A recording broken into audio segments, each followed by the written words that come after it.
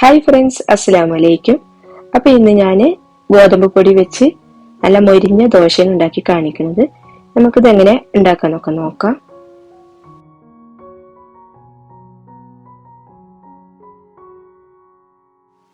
നമുക്ക് ജാറിലേക്ക് 1 കപ്പ് ഗോതമ്പ് പൊടി ചേർത്ത് കൊടുക്കാം. പിന്നെ ദോശ ഒന്ന് മൊരിഞ്ഞ് കിട്ടാൻ വേണ്ടി ഇതിലേക്ക് നമ്മൾ റവയാണ് ചേർത്ത് കൊടുക്കുന്നത്. അപ്പൊ 1/2 കപ്പ് വറുത്ത റവ എടുത്തിട്ടുണ്ട്. വറുക്കാത്തതാണെങ്കിലും കുഴപ്പമില്ല. ഇനി ഇതിലേക്ക് 1/4 കപ്പ് കടലമാവ് ചേർത്ത് കൊടുക്കുന്നുണ്ട്. കടലമാവ് കൂടുതലാവണ്ട, 1/4 കപ്പ് തന്നെ ചേർത്ത് കൊടുത്താൽ മതി. 1 ടേബിൾ സ്പൂൺ പഞ്ചസാര ചേർത്ത് കൊടുക്കുന്നത് ദോശക്ക് നല്ല ബ്രൗൺ കളർ കിട്ടാനാണ്.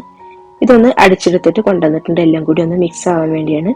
ഇനി നമുക്ക് ഇതിലേക്ക് തൈര് ചേർത്ത് കൊടുക്കണം. അപ്പൊ തൈര് ഒട്ടും തന്നെ പുളിയില്ലാത്ത തൈരാണ് ചേർത്ത് കൊടുക്കുന്നത്. അതേപോലെ തന്നെ ഫ്രിഡ്ജിൽ വെച്ച തൈരാണെങ്കിൽ കുറച്ചു നേരം പുറത്ത് വെച്ചിട്ട് തണുപ്പൊക്കെ പോയതിന് ശേഷം ചേർത്ത് കൊടുക്കാം. ഇനി 1 കപ്പ് വെള്ളം ചേർത്ത് കൊടുക്കാം. അപ്പോൾ ഇനി വെള്ളം വേണമെന്നുണ്ടെങ്കിൽ നമുക്കിത് അടിച്ചെടുത്തിട്ട് കട്ടിയൊക്കെ നോക്കിയതിന് ശേഷം ചേർത്ത് കൊടുത്താൽ മതി. നമുക്കിത് അടിച്ചെടുത്തിട്ട് കൊണ്ടുവരാം. ഇപ്പൊ ഇത് അടിച്ചെടുത്തിട്ട് കൊണ്ടുവന്നിട്ടുണ്ട്.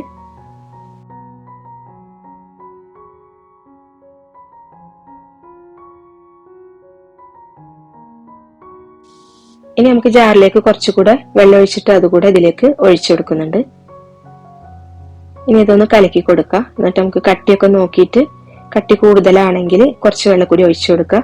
എന്തായാലും നമ്മൾ ഉഴുന്നുമാവ് ഇട്ടുണ്ടാക്കുന്ന ആ ഒരു ദോശയുടെ പോലെ കട്ടി ഉണ്ടാവാൻ പാടില്ല. നല്ലോണം കട്ടി കുറച്ചിട്ട് വേണം നമുക്ക് ദോശ ഉണ്ടാക്കാന്. അപ്പൊ ദാ ഇത്ര ലൂസ് മതി കേട്ടോ. ഇനി നമുക്ക് ആവശ്യത്തിന് ഉപ്പ് ചേർത്ത് കൊടുക്കുക. അതുകൂടെ ചേർത്തിട്ട് ഒന്നുകൂടെ മിക്സ് ചെയ്തിട്ട് കൊടുക്കുക.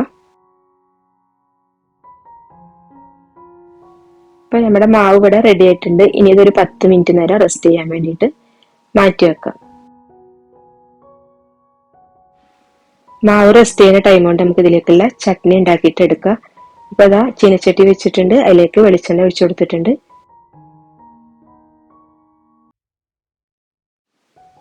എണ്ണ ചൂടായി വന്നിട്ടുണ്ട്. അപ്പൊ അതിലേക്ക് 1 ടേബിൾ സ്പൂണോളം ഉഴുന്ന് ചേർത്ത് കൊടുത്തിട്ടുണ്ട്.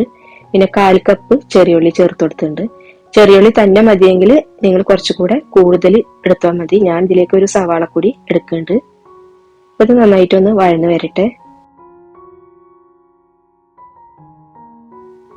ഇനി ഇതിലേക്ക് വെളുത്തുള്ളി ചേർത്ത് കൊടുക്കുക. ഒരു 7 വെളുത്തുള്ളി ചേർത്ത് കൊടുത്തിട്ടുണ്ട്. അതുകൂടെ ചേർത്ത് ചെറുതായിട്ടൊന്ന് വഴന്ന് വരുമ്പോൾ അതിലേക്ക് ഇനി ഉണക്കമുളക് ചേർത്ത് കൊടുക്കുക. അപ്പൊ ഒരു 4 ഉണക്കമുളക് ചേർത്ത് കൊടുത്തിട്ടുണ്ട്. പിരിയമുളക് അല്ല കേട്ടോ, സാധാ എരിവുള്ള മുളക് തന്നെയാണ് ചേർത്ത് കൊടുത്തേക്കുന്നത്.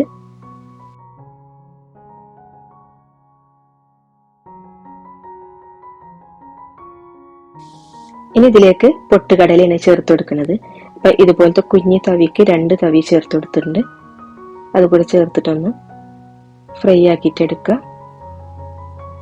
ഇനി ഇതാ ഒരു സവാള എടുത്തിട്ടുണ്ട്. നിങ്ങൾക്ക് ചെറിയുള്ളി മതിയെങ്കിൽ അതാണ് ടേസ്റ്റ് കൂടുതൽ. ഞാൻ പിന്നെ അതുകൂടെ കുറച്ചേ ഉള്ളൂ കയ്യിൽ. അപ്പൊ അതുകൊണ്ട് അത് കുറച്ചെടുത്ത് പിന്നെ ഒരു സവാള കൂടി അരിഞ്ഞിട്ട് ഇട്ട് കൊടുത്തിട്ടുണ്ട്.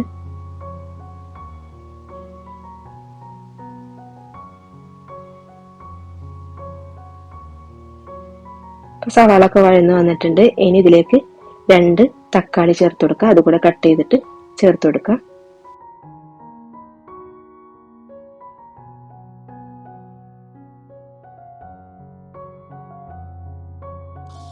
ഇനി നമ്മളെ ചട്നിക്ക് ഒരു കളറൊക്കെ കിട്ടാൻ വേണ്ടിയിട്ട് 1/2 ടേബിൾ സ്പൂണ് പിരിയമുളകാണ് ചേർത്ത് കൊടുത്തിരിക്കുന്നത്.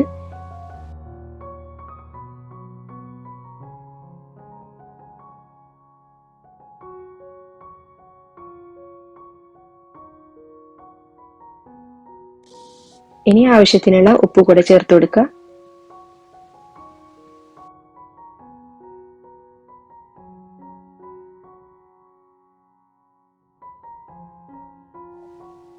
ഇതിവിടെ നന്നായിട്ട് വഴന്ന് വന്നിട്ടുണ്ട്. ഇനി നമുക്ക് ഫ്ലെയിം ഓഫ് ചെയ്യാം. പിന്നെ ഒരുപാട് അങ്ങ് വെയിറ്റ് ചെയ്യണില്ല. അത് രാവിലെ ആയതുകൊണ്ട് പെട്ടെന്ന് കുട്ടികൾക്ക് കഴിച്ചു പോകാനുള്ളത് തന്നെ കുറച്ചൊന്ന് ഞാൻ വെച്ചിട്ടുള്ളൂ. അപ്പോഴേക്കും അത് അരച്ചെടുക്കാൻ വേണ്ടി ജാറിലേക്ക് ഇട്ട് കുറച്ച് വെള്ളം ഒഴിച്ചിട്ട് അരച്ചെടുക്കുക. ഒരുപാട് ലൂസാക്കിയിട്ടില്ല എടുക്കുന്നത്. നിങ്ങൾക്ക് ലൂസാക്കിയിട്ട് എടുക്കണമെങ്കിൽ കുറച്ചുകൂടെ വെള്ളം ഒഴിച്ചു കൊടുത്താൽ മതി. ഇതിലേക്കുള്ള വറവ് ഒന്ന് റെഡിയാക്കുക. അപ്പൊ ചീനച്ചട്ടി വെച്ചിട്ടുണ്ട്. അതിലേക്ക് വെളിച്ചെണ്ണ ഒഴിച്ചു കൊടുക്കുക. കുറച്ച് വെളിച്ചെണ്ണ ഒഴിച്ചു കൊടുത്താൽ മതി. നമ്മളിത് വഴറ്റിയിട്ട് എടുത്തതാണല്ലോ. ഇനി 1/2 ടേബിൾ സ്പൂണോളം കടുക് ചേർത്ത് കൊടുത്തിട്ടുണ്ട്. ഇത് പൊട്ടി വരുമ്പോൾ ഒരു ഉണക്കമുളക്, പിന്നെ ആവശ്യത്തിനുള്ള വേപ്പില ഇതുകൂടി ചേർത്തിട്ട് നമുക്ക് ചട്നിയിലേക്ക് ഒഴിച്ചു കൊടുക്കാം. അപ്പോൾ ഇവിടെ ചട്നി ഇവിടെ റെഡി ആയിട്ടുണ്ട്. ഇനി നമുക്ക് ദോശ ചുട്ടെടുക്കാം. അതിന് വേണ്ടിയിട്ട് പാൻ വെച്ചിട്ടുണ്ട്. പാന് നല്ലോണം ചൂടാക്കിയതിന് ശേഷം നമുക്ക് വെള്ളം കുടഞ്ഞു കൊടുക്കാം. എന്നിട്ട് നമുക്ക് ഇതിലേക്ക് ഓരോ തവി ഒഴിച്ചിട്ട് ചുറ്റിച്ചെടുക്കാം.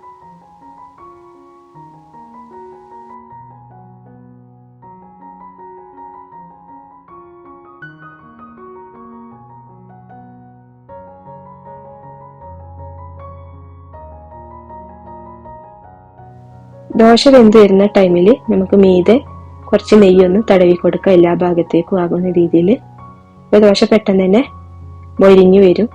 പിന്നെ ഈ ഒരു ദോശ ഞാൻ ആദ്യത്തേത് കാണിക്കുന്നത് മറിച്ചിടാതെ മൊരിച്ചെടുക്കണതാണ്. അപ്പോൾ അതാ ചെറിയൊരു ഭാഗം മൊരിഞ്ഞു വന്നിട്ടുണ്ട്.